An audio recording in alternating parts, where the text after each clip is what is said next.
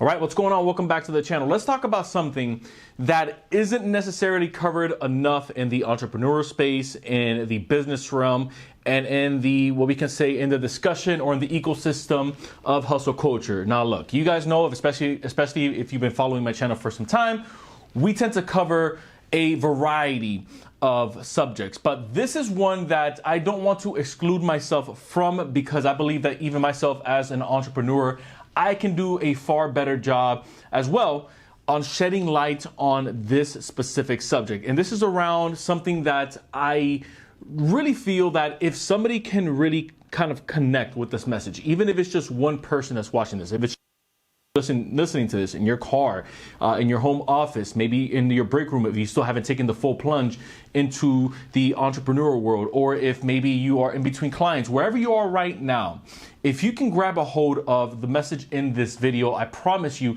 you're not only going to make more money, you're going to enjoy what you do for a longer period of time as you go through the crap that naturally happens with business, with investing, and with entrepreneurship. You see, we have the tools.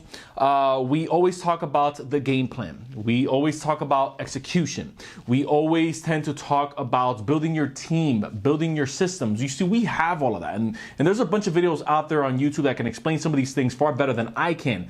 But something that I've really taken a hold of, especially as I've continued to climb this mountain that I think is a never-ending climb, if I can just be honest with you, to the top, whatever that is, because everyone wants to arrive, but no one really knows what the destination looks like.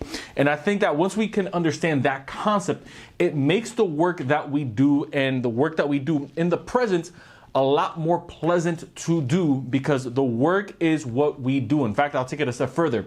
Your work is who you are, but your job is what you do. And so once we can take a look at those two dynamics and we can see, okay, if work is who I am and if a job is what I do, then what happens in the middle? And I believe that what happens in the middle is we have something called EQ. We also know that as emotional intelligence. I also like to refer to that as an emotional bandwidth, right? Think of it as a rubber band. Have you ever kind of just shot a rubber band back? You bring it back to where its original state is. You bring it back a little bit more. Now you see that it's a little bit further, and then you bring it back to its original state. And now you had that rubber band right here, and it feels as if it has a lot of tension. But had you gone this motion first, you probably would have snapped the rubber band. And this is a lot like our emotional intelligence, where we think that there's a certain weight that we can't bear, or that we can't carry, or maybe this is too much for me, or maybe why do I feel that God is picking on me? And not to get overly religious or anything like that, but just to kind of throw that into context of why is God allowing this to happen to me, or why are bad things happening to me if I'm such a good person, or if I've done such good, or if I put out such good karma. Because something that needs to be said about entrepreneurship, and I see it all the time, I'm in this world, is people are only sharing screenshots, but no one's actually sharing the context of what's being shared.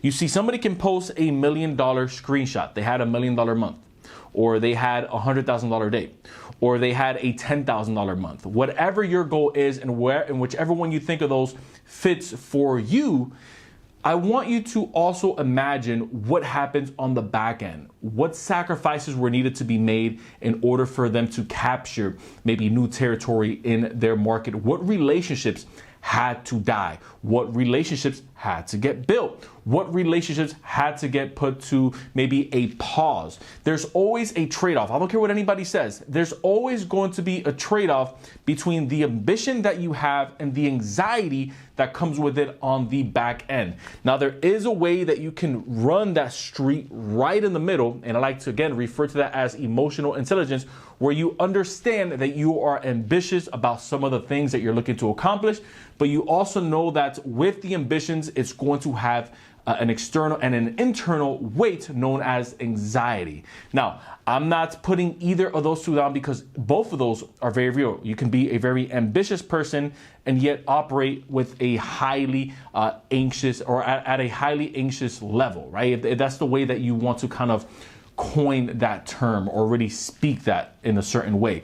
But when we are looking at someone that's a top producer, we can't just always think to ourselves, okay, well, this person had it easy, or this person, obviously, they have everything going for them. We have to kind of lift up the hood and see what's behind the scenes and what are they taking into control? What are they having to maybe set aside, at least for time? I've talked to a lot of entrepreneurs where they're successful in their businesses, but they have a poor marriage. I speak to a lot of entrepreneurs where they're making a lot of money, but they're also very unhappy. I speak to a lot of entrepreneurs where the goalpost continues to move every single day, every single week, month in, month out. I speak to a lot of entrepreneurs and business owners that they never feel that they're actually enjoying what they're doing because they're always doing. So if you pause and you catch yourself thinking, I have to do more, I have to do more. Where's the next goal? Where's the next operation? Where's the next big deal? What's the next big step? That's fine. But you're also going to eventually run into a wall if you don't enjoy what's happening in the present. And that's everything that you are doing. Because again, sometimes we have to take a step back and pull that rubber band back a little bit and then let it come back to its original state where we anchor ourselves, anchor our emotions, and anchor our thought process so that we can pull back. Because if we don't, then just like a rubber band, it's going to snap.